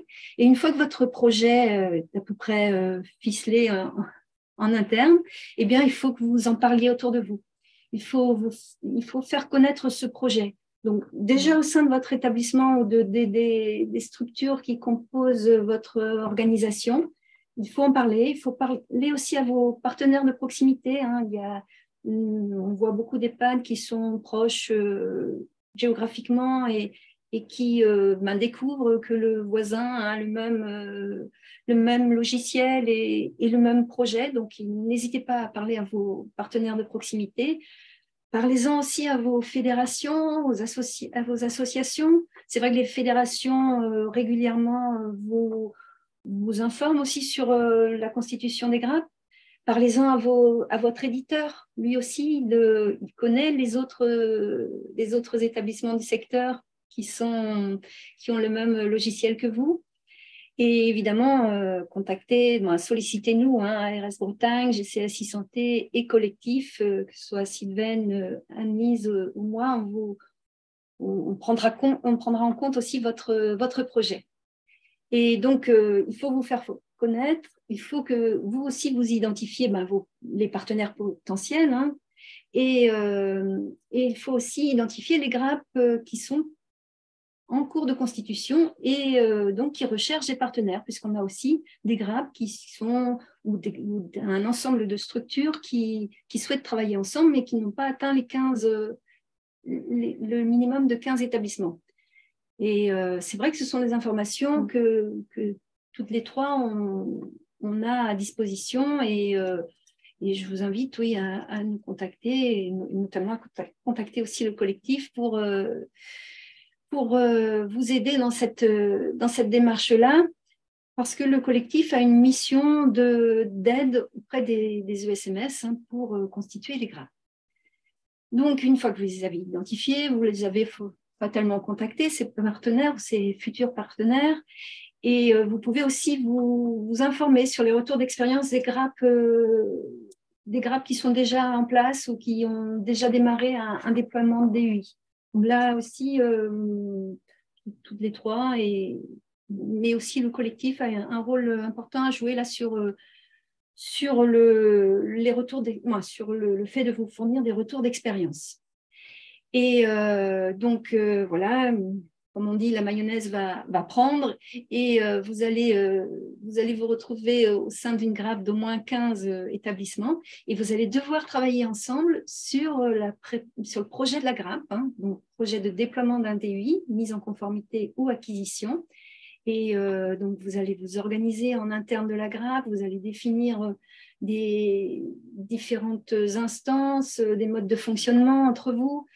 Et vous allez signer aussi une convention au moins. Et tout ça dans l'objectif de préparer le dossier de candidature à l'appel à projet ESMS numérique. Et du coup, une dernière chose, vous voyez que les étapes sont quand même nombreuses et le travail de mise en relation est assez important. Donc, soyez conscients aussi que constituer une GRAP, c'est du temps, de l'énergie et n'hésitez pas à vous faire accompagner et à vous signaler par tous les moyens. Et donc là, je vais laisser la parole à Sylvaine qui va vous expliquer comment candidater à l'appel à projet. Alors, sur cette phase de préparation du dossier de candidature, c'est vrai qu'on l'a rappelé Monique, il y a toutes les étapes précédentes de constitution de la GRAP, partage d'éléments d'orientation commune qui vont permettre de garantir que le projet il est partagé à l'échelle de l'ensemble des établissements de la GRAP. Et donc après, il faut effectivement rédiger cette réponse à l'appel à projet déjà en s'appuyant sur une note de présentation qui va vous permettre de décrire quelle est l'organisation de cette GRAP, donc quels sont les établissements, les structures qui en font partie, qui est désigné comme porteur de projet, comment vous êtes organisé en termes de gouvernance, comité de pilotage, comité technique, opérationnel, voilà, vous utilisez le terme qui convient le mieux. Expliquer aussi qui fait partie de l'équipe projet. Est-ce que vous avez bien un chef de projet, des référents métiers, ça peut être aussi des responsables qualité, des ressources techniques aussi qui vont venir à l'appui de cette équipe pour vous aider. Et donc tout ça, c'est important aussi de bien le spécifier dans votre dossier de candidature parce que ça permet aussi à l'ARS de s'assurer que vous allez avoir des ressources et une organisation bien structurée pour pouvoir mener un projet mutualisé comme celui-là. Et puis indiquer aussi quels sont les partenaires qui vont être impliqués dans le projet. Donc on entend par partenaire là, c'est ceux avec qui vous allez développer les usages. et avec qui vous allez échanger, par exemple, au travers de la messagerie sécurisée, ou qui vont utiliser les documents que vous allez alimenter, que vous allez mettre à disposition dans le DMP, pour s'assurer que les cibles d'usage, vous allez pouvoir les atteindre, parce qu'ils vont aussi être impliqués dans ces nouveaux usages, dans ces nouvelles pratiques professionnelles. Ensuite, au niveau du cadre de réponse, c'est aussi bien indiquer quelles sont vos stratégies communes, vos orientations communes par rapport à ce projet de déploiement de la version Ségur. Et puis expliquer, donc en vous appuyant sur la cartographie qu'on a vue tout à l'heure quand on a parlé du DUI, quelles sont les fonctionnalités peut-être prioritaires que vous souhaitez mettre en œuvre dans le cadre de déploiement d'un projet comme celui-là. Et quelles sont les interfaces que vous êtes amenés peut-être à prévoir aussi entre le DUI et des outils que vous utilisez en interne ou en externe au sein de vos établissements. Sur les projets d'acquisition, c'est important aussi de prévoir, si vous le souhaitez, mais en tout cas de l'anticiper, la reprise de données, puisque c'est une prestation qui sera chiffrée par l'éditeur qui va répondre à votre consultation. Indiquer quelles sont les missions que vous allez confier à un consultant en assistant à maîtrise d'ouvrage ou à un chef de projet que vous allez recruter en interne, parce qu'il faut aussi qu'il sache ce qu'on va lui demander en termes d'animation, de pilotage de ce projet de déploiement. Et puis, bien sûr, la partie plan de financement, où on a besoin de bien identifier quels sont les différents coûts que va recouvrir votre projet, que ce soit par rapport à la mise en œuvre de la solution, tous les coûts d'animation, pilotage, donc assistance à maîtrise d'ouvrage. Et on en a parlé tout à l'heure, par rapport, notamment si vous demandez du financement sur la partie matérielle, voilà, de justifier quels sont les matériels, les équipements que vous allez avoir à mettre en place en lien justement avec la mise en place de ce dossier usager informatisé. Et puis en face, les financements disponibles. Donc là, c'est peut-être identifier quels sont les forfaits que vous allez demander pour pouvoir répondre en fait à ce projet de déploiement. Et une fois que tout ça, ça a été structuré, organisé, rédigé, vous pouvez déposer votre dossier de candidature sur la plateforme PAI numérique ou Galis en vous appuyant sur un guide du déposant qui est disponible sur le site de la CNSA, qu'on vous mettra en lien aussi sur les différents supports. Et on va voir par la suite aussi comment on peut vous accompagner à candidater, puisque voilà, on a beaucoup de choses à prévoir, mais voilà, vous n'êtes pas seul non plus dans la préparation de ce dossier de candidature. Alors, un élément aussi important qu'on vous invite à prévoir quand vous préparez votre dossier de candidature, c'est un autodiagnostic qui a été établi par l'ANAP, qui vous permet de vous situer un peu en termes de maturité par rapport au sujet des systèmes d'information. Voilà, on a un certain nombre de questions sur la gouvernance, sur votre organisation, sur votre équipement, etc., et qui va vous permettre, à l'issue de cet autodiagnostic, d'avoir un plan d'action voilà, qui vous donne un petit peu la feuille de route pour la suite de votre projet, et voilà, qui va aussi vous permettre de vous positionner et de vous dire, voilà, moi je suis plutôt mature par rapport au système d'information, ou voilà, moi j'ai pas mal de choses à mettre en œuvre. Et peut-être que le dossier de candidature, ça ne va pas être pour cette année, mais pour l'année prochaine, parce que j'ai des choses aussi peut-être à prévoir, où je m'appuie sur des établissements qui vont m'aider aussi peut-être à monter en compétences, à évoluer et pouvoir m'assurer qu'un projet de déploiement comme celui-là sera possible. Donc voilà, l'autodiagnostic, on vous invite quand même fortement à le dérouler. Donc, s'agissant, donc je l'ai évoqué tout à l'heure, il y a trois fenêtres d'instruction des dossiers de candidature cette année. Donc, il y a une première fenêtre d'ouverture. Donc, la première fenêtre s'arrêtera donc à la fin du mois de mars, et il y aura une première instruction lors de la première quinzaine d'avril. Une deuxième fenêtre donc qui s'ouvre jusqu'à la fin mai. Les dossiers seront instruits cette fois-ci, donc première quinzaine de juin, et une troisième fenêtre éventuellement en fonction des financements qui nous resteront pour la deuxième, donc avec une instruction à la deuxième quinzaine de septembre, et donc une fin d'ouverture de la fenêtre fin août. Voilà. Sachant, donc, comme ça a été un peu évoqué plus tôt, mais les projets nationaux et multirégionaux, si vous souhaitez vous inscrire dans une grappe sur ces projets-là, ces projets doivent obligatoirement être déposés au premier semestre. Voilà. Est-ce que vous avez des questions? Et je crois qu'il y en a beaucoup. Je les vois. Une main levée, peut-être. Oui, bien sûr. J'ai une question écrite aussi, alors peut-être que ça annulera la question D'accord. écrite. Je pense que vous pouvez activer votre son directement. C'est les pattes de Pouer sur Rose. Oui, j'ai encore une question par rapport au logiciel. Donc, en ce qui nous concerne, on utilise NetSoin et on a un logiciel différent pour ce qui est facturation. Et on se rend compte que finalement, il y a il y a un doublon dans la saisie. Effectivement, le parcours de l'usager a un lien aussi avec la facturation, c'est-à-dire quand notre résident est hospitalisé pendant plus de 72 heures. Donc, est-ce que si on souhaite rajouter le module facturation à notre logiciel NetSoin, ça peut rentrer aussi dans le projet de financement? Non, en fait, ça peut pas rentrer dans ce projet-là. Non, parce que là, en fait, vous êtes dans le cadre d'un projet de mise en conformité. Donc, mise en conformité, la partie financement de l'outil, du dossier usager informatisé, elle est couverte justement par la prestation Ségur, donc avec la commande source qui vous donne accès à la version Ségur, donc avec les référentiels et services SOC. Et c'est vrai que dès que vous souhaitez faire évoluer votre DUI avec d'autres modules, c'est à la charge de l'établissement. D'accord. J'ai une autre main levée. Si tu peux laisser la parole à Nelly. Ouais. Pareil, vous pouvez activer votre son. Alors, est-ce que vous m'entendez bien? Très bien. Oui, ok. Alors, oui, j'ai une question. Je vais aussi faire du détail sur notre propre contexte, mais on est dans le changement d'un dossier patient informatisé sur les 8 établissements du groupement.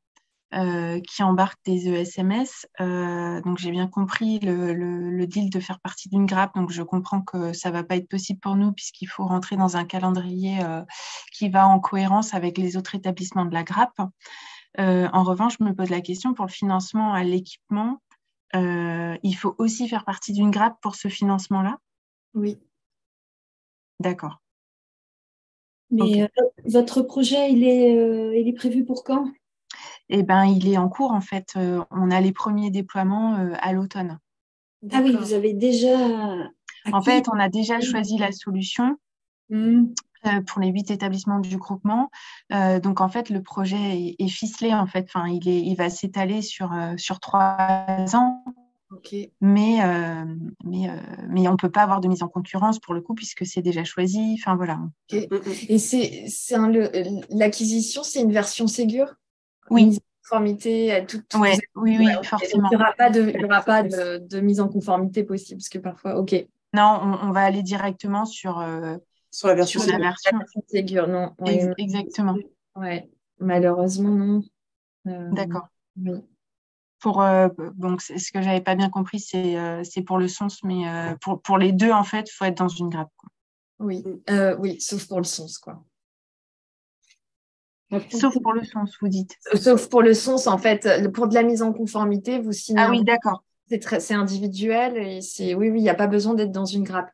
Par contre, pour tous les financements du programme SMS numérique, donc l'accompagnement aux usages, les forfaits équipements, la MOA pour les petits OG, les grappes de petits OG, là, on est dans le cadre d'une grappe. On doit s'inscrire dans une grappe. D'accord, ok. Ouais. Question écrite. Merci. Merci à vous. Avez-vous éventuellement une liste d'organismes qui cherchent à constituer une grappe pour pouvoir se regrouper? Oui. On en a. Oui, le collectif recense actuellement les différents établissements qui s'expriment et qui sont en recherche de grappes, intéressés pour rejoindre une grappe de mise en conformité ou d'acquisition sur les différents secteurs, sur les différentes solutions logicielles. Là, je vous invite à contacter le collectif par téléphone ou par mail pour qu'on étudie de plus près votre recherche. Quoi. Alors justement, une autre question, ne serait-il pas plus simple et plus efficace d'avoir des pilotes de projet au niveau ARS ou collectif SI qui travailleraient pour une ou plusieurs grappes? Ce serait plus simple. Ce serait peut-être plus simple. Mais ce n'est pas le choix qui a été fait au niveau du national. C'est-à-dire ça. que, voilà, comme l'a dit Annie tout à l'heure, c'est une instruction nationale, hein, tous ces programmes de financement et le fait de voilà, vous allouer des forfaits d'assistance à maîtrise d'ouvrage ou des forfaits d'accompagnement à l'usage, c'est pour la grappe et donc pour une ressource qui est payée par la grappe. Oui. Oui, la manière dont ça a été pensé au niveau national, c'est on vous demande de vous regrouper pour pouvoir mutualiser, notamment par le biais des subventions dans le cas des forfaits à l'usage.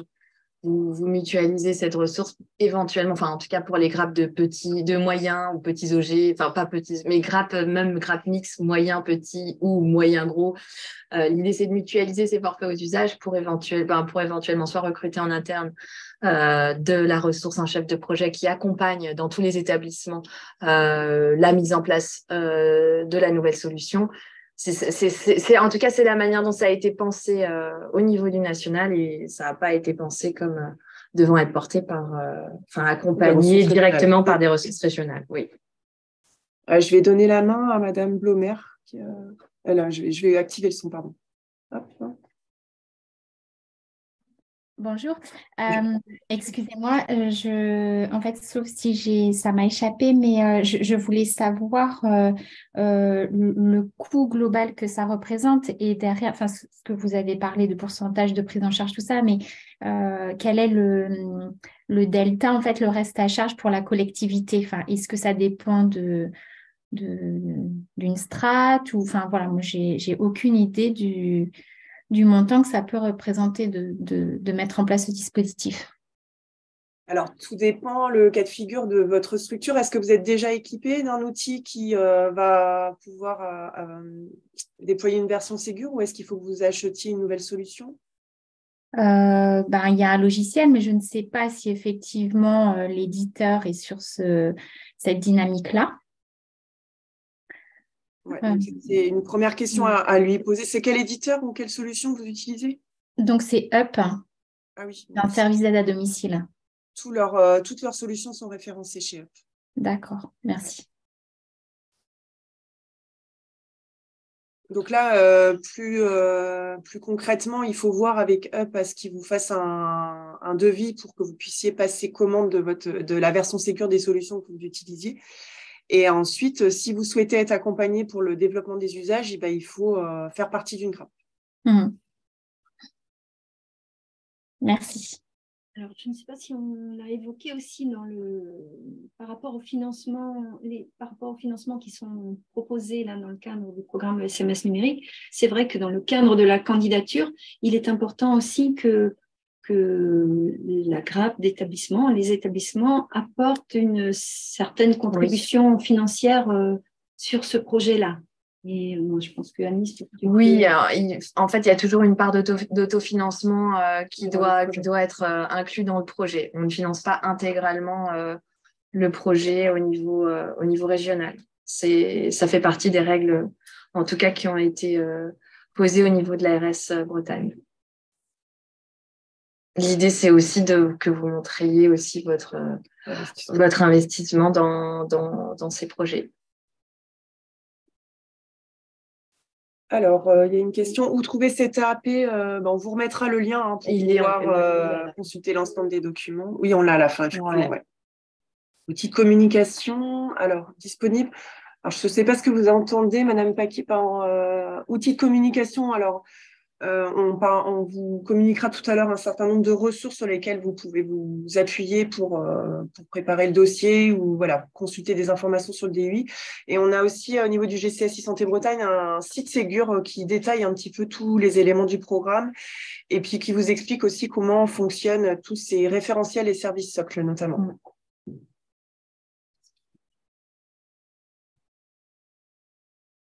Donc, pas des grappes de 15, c'est énorme et ça complexifie le travail de groupe et non 4 ou 5. Ça a été pensé au niveau national. Donc.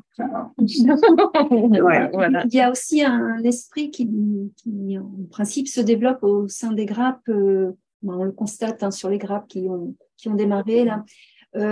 Au-delà du projet de déploiement du DUI, les établissements créent de la coopération entre eux, mutualisent certains sujets et au-delà du projet, effectivement, poursuivent en partie ou grappe entière, hein, poursuivre sur d'autres projets numériques et éventuellement pérennisent les ressources informatiques qui ont type chef de projet qui avait été nommé pour piloter le projet initial, quoi. Donc, il y a... C'est vrai que c'est plus facile, hein, d'associer 4 ou 5 établissements que 15, mais il y a le projet de déploiement du DEI, mais il y a aussi le futur du fonctionnement de vos établissements et l'éventuelle mutualisation des ressources sur les systèmes d'information. Oui, l'idée, c'est de créer une dynamique territoriale, donc des dynamiques territoriales d'ailleurs. Et parfois, en fait, une première coopération va s'inscrire dans le cadre du projet, du programme SMS numérique. Mais les établissements, quand ça a bien fonctionné, vont aussi s'ouvrir sur d'autres volets, pas seulement numériques, pour faire de la coopération. Enfin, l'idée, c'est aussi que vous rencontriez d'autres partenaires sur le territoire et d'insuffler... de la mutualisation et sur tout un tas de projets. C'est aussi l'ambition de ces financements. Ouais. Monsieur Lubin, on vous laisse intervenir. Oui, bonjour, merci déjà pour cette visio. J'aurais voulu savoir si ce qui était possible d'être financé, notamment est-ce que la formation du personnel sur l'utilisation du logiciel, moi j'ai déjà un logiciel compatible depuis plusieurs années, mais en l'occurrence on a du personnel nouveau qui arrive régulièrement et à un moment donné, la formation, le personnel est peu formé ou partiellement formé, il serait utile qu'il soit formé de nouveau sur l'utilisation du logiciel. Ça, c'est une première, premier besoin. Messagerie sécurisée, est-ce que ça peut être financé aussi? Je pensais à quoi d'autre? Je cherche. Mais c'est principal. Et aussi, étendre le réseau Wi-Fi dans l'établissement pour les professionnels. Alors, est-ce que sur ces thèmes-là, ça peut rentrer dans le financement? Alors, l'extension du Wi-Fi, oui. L'accompagnement, en fait, la formation, ça s'inscrit dans les financements aux usages. La messagerie sécurisée, non, c'est pas compris dans le... Ou en tout cas, c'est... Alors, c'est pas compris dans son... Mais par contre, dans le programme SMS numérique, oui, ça pourrait. Si vous reste, on va dire, un peu d'argent sur l'enveloppe, on peut toujours imaginer effectivement que, par exemple, la première année de coût de fonctionnement de vos boîtes aux lettres puisse être couverte par l'enveloppe SMS numérique. Alors, j'apporte une petite nuance sur la formation, par contre, parce que c'est vrai que la CNSA nous rappelle souvent que le programme SMS numérique, il est là pour financer les usages. Et donc, la formation des professionnels, oui, mais il ne faut pas non plus que tout votre forfait accompagnement à l'usage soit orienté vers l'éditeur. C'est sûr. D'accord. OK, merci. Vous évoquez l'année prochaine pour candidater. Est-ce dire que le programme sera renouvelé? Oui, je l'ai évoqué au début, dans la présentation, le programme s'étend jusqu'à 2025. Donc, les appels à projets, il y en aura annuellement. Cette année, on a de la chance, il a ouvert assez tôt. Oui. Mais en général, on a des fenêtres d'appel à projets de janvier jusqu'à septembre environ, tous les ans. Donc, quelles seront les possibilités de financement sur 2024? On n'a pas encore... On n'a pas encore tous les tenants et les aboutissants de l'appel à projet 2024, puisque là, déjà, on est dans 2023, mais non, on ne peut pas vous indiquer comment ça va se présenter en 2024. Mais en tout cas, il y aura des financements, c'est certain. J'ai une main levée aussi de Madame Blomer, mais qui a déjà le son activé. Donc, vous pouvez prendre la parole. À moins que ce soit une erreur, Madame Blomer. Oui, excusez-moi, vous avez répondu à ma question, merci. D'accord. Est-ce que vous connaissez les dates d'ouverture des fenêtres? En fait, là, par exemple, c'est ouvert puisque c'est ouvert. En fait, la date d'ouverture pour cette année, l'ouverture de la première fenêtre, c'est ouvert. Vous pouvez déjà commencer à déposer vos candidatures sur la plateforme Galis. La deuxième fenêtre, ce sera à partir de la deuxième quinzaine d'avril. Chaque fin de fenêtre ouvre vers une autre fenêtre. Donc, globalement, en fait, vous pouvez déposer des projets jusqu'au mois de septembre. C'est ouvert. Les coordonnées du collectif, on les mettra également. On les a à la fin. Oui, en fait, oui.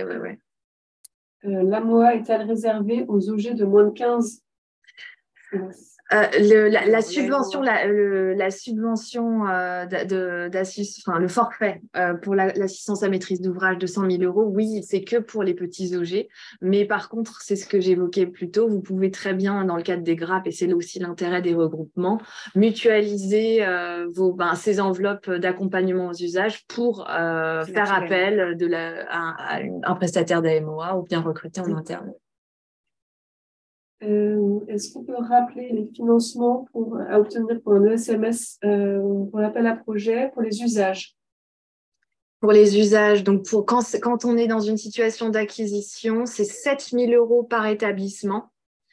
Et quand on est sur de la mise en conformité, c'est 5 000 € par établissement. Donc, en rapportant ça à une grappe de 20 établissements pour faciliter le calcul. C'est ça, vous faites 20 fois 7. Ça vous donne une idée des financements à l'usage possibles pour la grappe. Oui, c'est ça. Quelqu'un qui nous signale donc, que je suis connectée sur Galis, il est indiqué que le pays numérique n'est actuellement pas ouvert. Peut-être que c'est un problème de lien. Mais normalement, il est ouvert puisque, OK, on va vérifier. Peut-être que vous nous redonniez le lien que vous utilisez même, Paqui, pour qu'on s'assure que vous avez le bon URL. Oui, c'est ça. Normalement, oui. Est-ce qu'on a d'autres questions? De M. Moreau, vous pouvez aussi réactiver votre son. Oui, alors sur les usages, j'entends les chiffres, mais ça m'inquiète. Moi, j'ai un établissement où j'ai 140 salariés et un autre où j'en ai 3. On est vraiment sur les enveloppes figées à 5 000 et 7 000 € par rapport à ces questions-là? Oui, parce que l'idée, c'est de pouvoir accompagner. Oui, c'est figé. Hein. Oui, tout à fait. Ouais. Alors, c'est vrai qu'on a souvent ce reproche-là que les forfaits sont alloués à un numéro finesse géographique, peu importe le nombre de personnes accompagnées ou le nombre de professionnels qui y travaillent, mais voilà, c'est la métrique qui a été retenue par la CNSA pour cet appel à projet. Après, au sein d'une grappe, il y a aussi des ajustements qui peuvent se jouer entre établissements. Oui. Après, en fait, l'enveloppe que vous avez, elle est allouée à la grappe et après, vous la répartissez en fait comme vous le souhaitez. Oui, c'est vraiment une enveloppe globale qui vous était allouée, quoi. Et après, oui.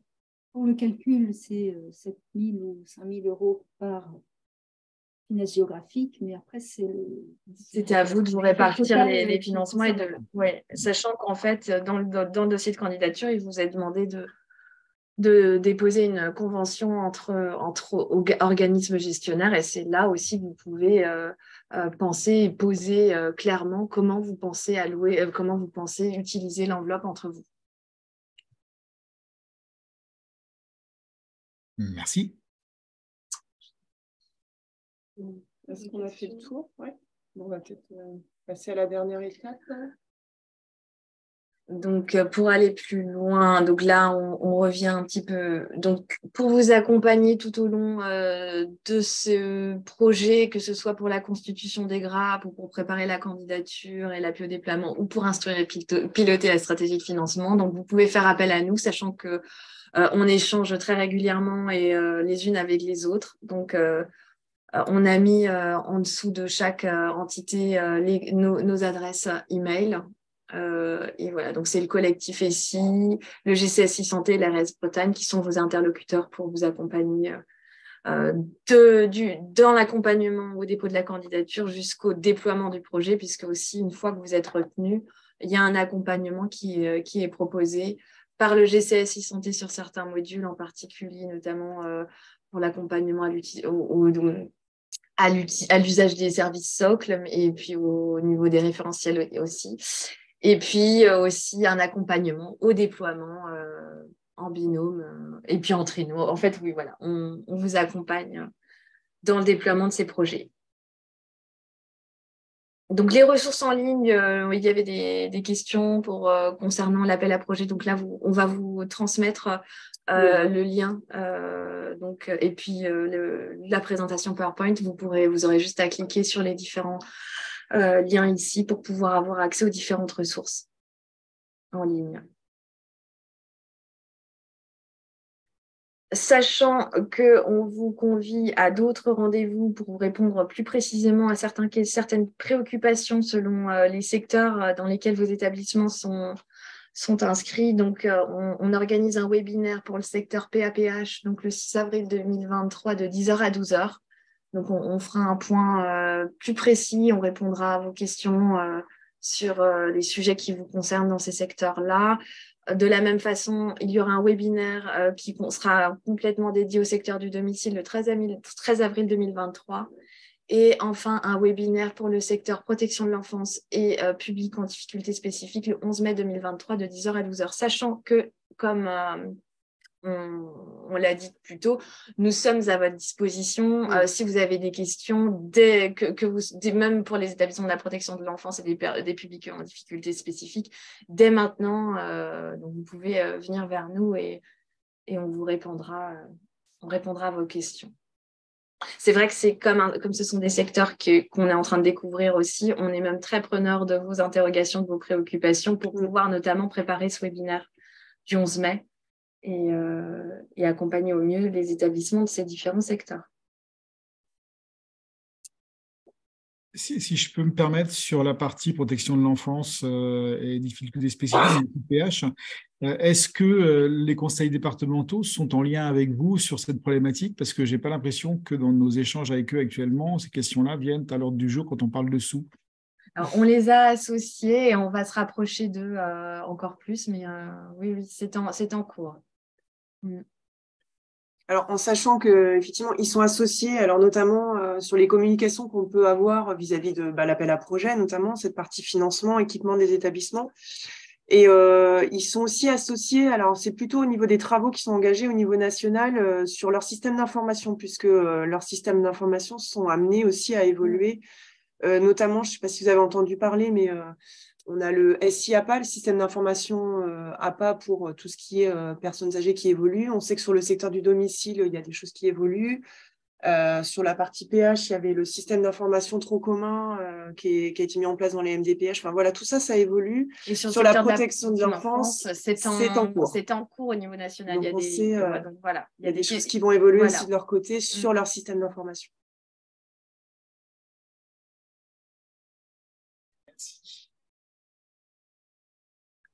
On peut encore prendre quelques questions si vous le souhaitez. 2 questions. D'accord. Un OG peut-il déposer 2 réponses aux appels à projet, un pour ESMS et un pour protection de l'enfance? En fait, ESSM, oui, il peut inscrire Alors, ça dépend. Est-ce que la personne pourrait intervenir directement? Oui, parce que ça sera plus facile pour nous de répondre. Je vais lui donner la main, oui. Est-ce que vous... C'est bon? Ouais. Ok, super. Bon. Est-ce que vous pourriez préciser exactement votre question? Oui, bonjour. Emmanuel Farsi, je suis le directeur général de l'association PEP Brétil-Armand. D'accord.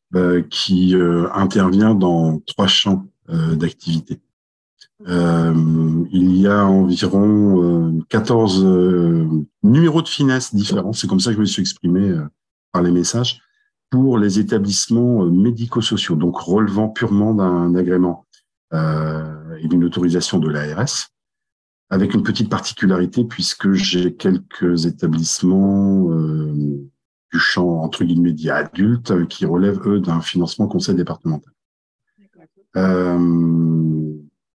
Et il y a donc un certain nombre d'établissements et de services relevant de la protection de l'enfance, donc un financement directement octroyé par le département de l'Ille-et-Vilaine.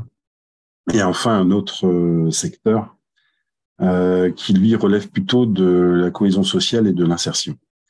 Ce n'est pas simple de pouvoir conjuguer des cultures de travail différentes avec des histoires différentes. Et c'est moi qui vous ai posé la question de savoir si finalement une association à elle seule pouvait représenter une grappe, puisque nous avons à peu près 27 établissements dans cette association.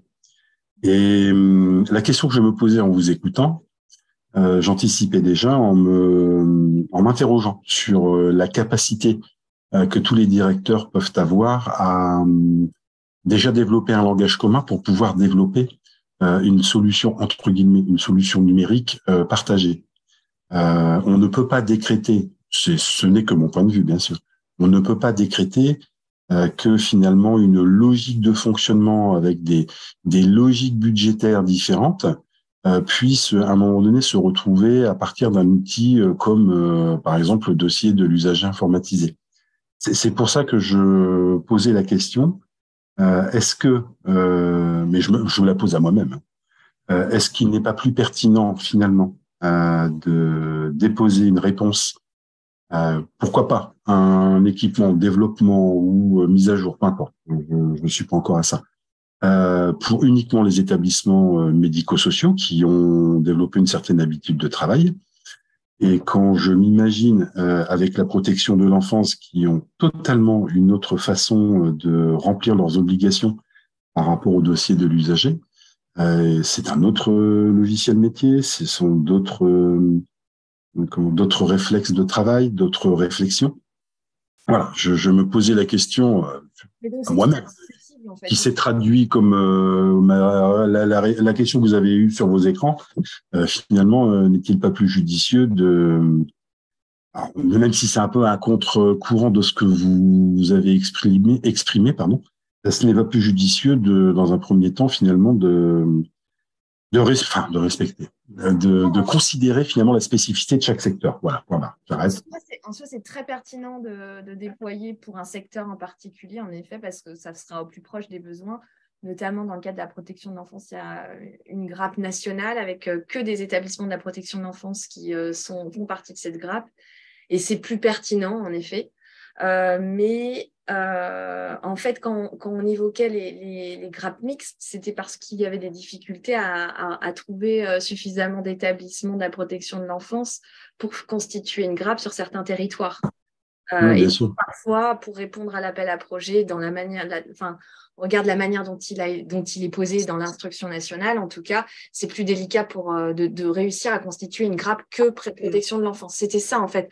Après, là, donc, vous auriez combien d'établissements de la protection de l'enfance? L'idée, en fait, c'est ça, c'est de réussir à atteindre une grappe quand même qui se rapproche de 15 ESMS pour porter un projet. Oui, mais comment vous dire je suis directeur général, donc j'ai le devoir de pouvoir optimiser l'utilisation de l'argent public.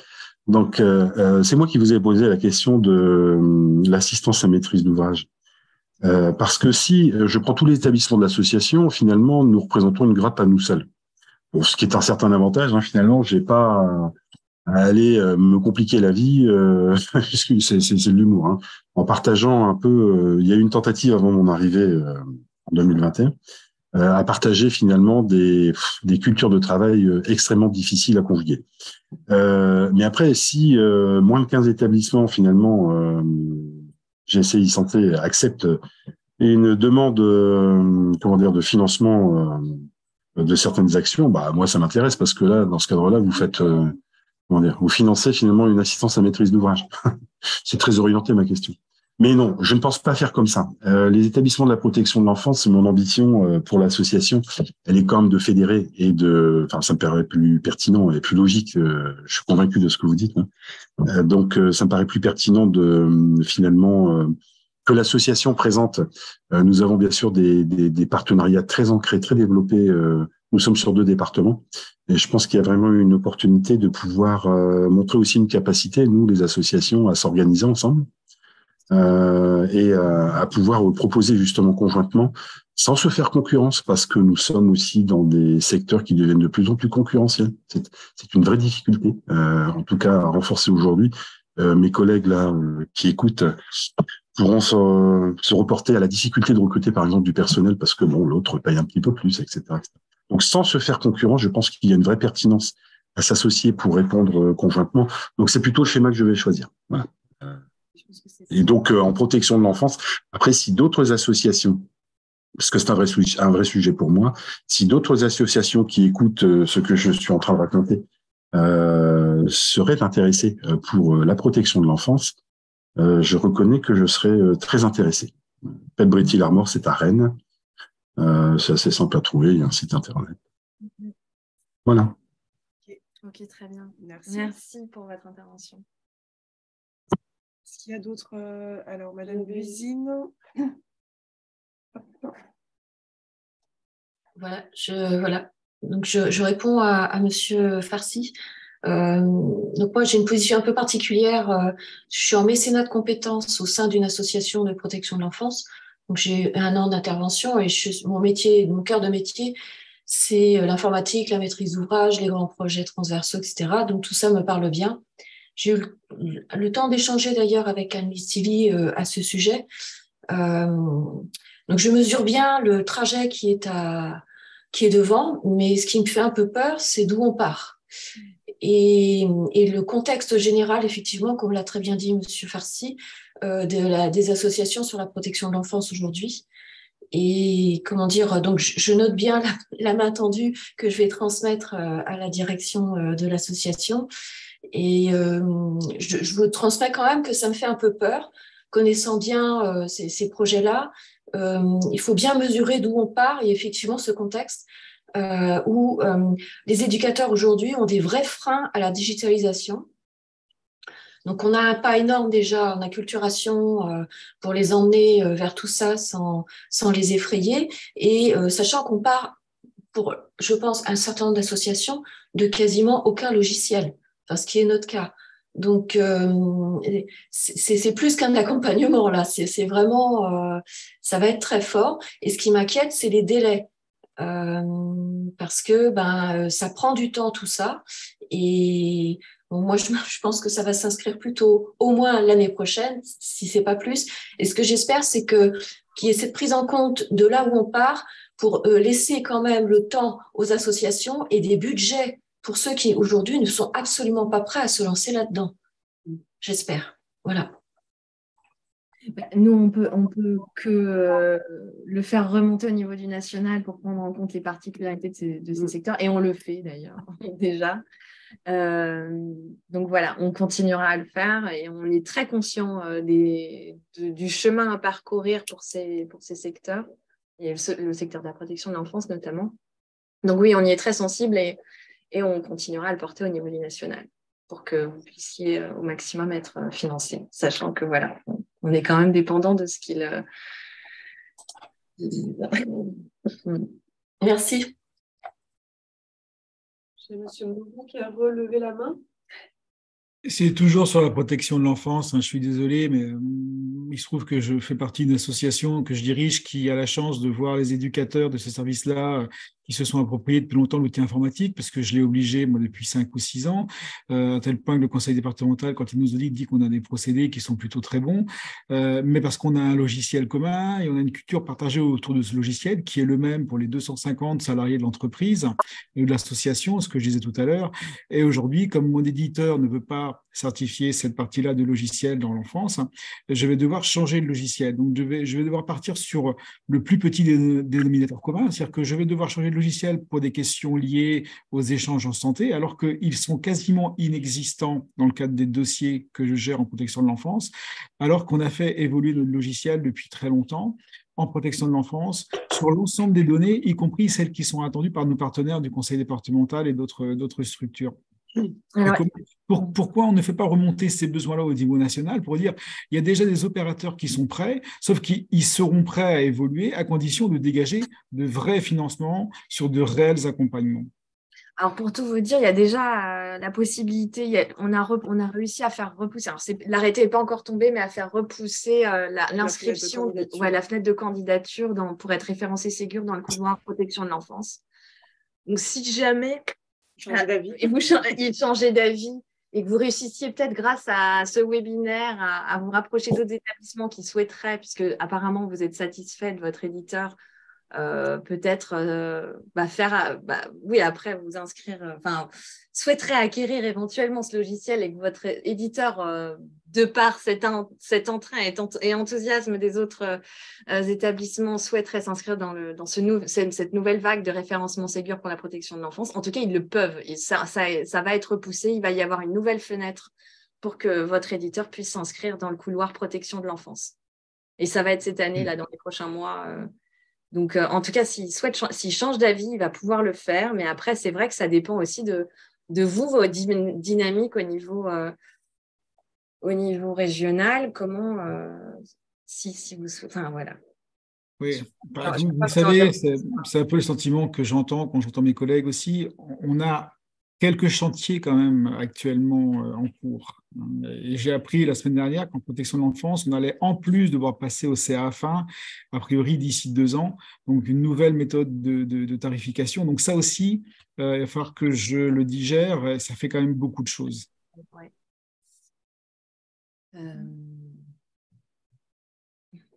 Après, cette problématique que vous soulevez par rapport à votre éditeur, on va pouvoir peut-être en échanger au niveau du national aussi. Et ce qui serait peut-être intéressant, c'est de voir avec lui qu'est-ce qui le freine, parce que vous indiquiez quand même qu'il fait le choix de se faire référencer sur d'autres couloirs, c'est ça? Il est déjà acteur en santé, il est opérateur dans des cliniques, donc il se fait référencer en santé, il se fait référencer sur la protection juridique des majeurs, mais il n'a que 20 partenaires autour de cette question-là. Et en protection de l'enfance, on doit être 2 ou 3 clients chez lui qui travaillent sur la protection de l'enfance, qui sont les mêmes, qui sont 2 parmi les 2 ou 3 parmi ceux qui sont aussi référencés en protection juridique des majeurs. Donc il n'a pas suffisamment de clients pour entreprendre une démarche de référencement à ce niveau-là. Et il n'est pas forcément prêt, en capacité, aujourd'hui, de développer son logiciel et de le vendre à 20, 30 ou 40 opérateurs différents. Par contre, est-ce qu'il a quand même prévu d'intégrer à minima l'INS, le connecteur de messagerie sécurisée? Est-ce que c'est des éléments dans lesquels il y travaille, fait partie d'une task force actuellement. Ils sont en train d'étudier ces questions-là sur le Nord. Je crois que c'est l'ATI Nord qui référence avec eux. Donc, ils sont effectivement sur cette base-là. Mais voilà, au regard aussi des financements qu'il aura et des engagements qui pourraient découler derrière. Mais bon, ça, c'est sa partie à lui. Je la maîtrise beaucoup moins. Ok. Merci. Est-ce qu'on a d'autres questions avec pour un objet inférieur à 15 ESMS, financement jusqu'à 20 KE par ESMS, y a-t-il des conditions particulières? Un établissement de 50 salariés peut bénéficier de 20 KE. Un établissement qui est dans un organisme gestionnaire qui a moins de 15 établissements, effectivement, il peut. Après, c'est ce qu'on a dit. Oui. Alors, jusqu'à 20 KE. C'est jusqu'à, parce que ça dépend en fait de vos besoins. Il faudra justifier en fait vos besoins, notamment par comment vous utilisez ces 20 000 €. Alors.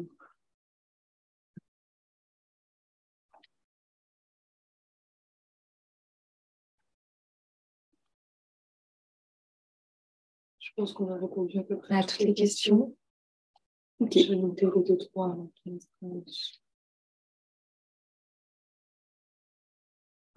Écoutez, je pense qu'on va pouvoir clôturer le webinaire en vous remerciant pour votre participation dynamique. Merci.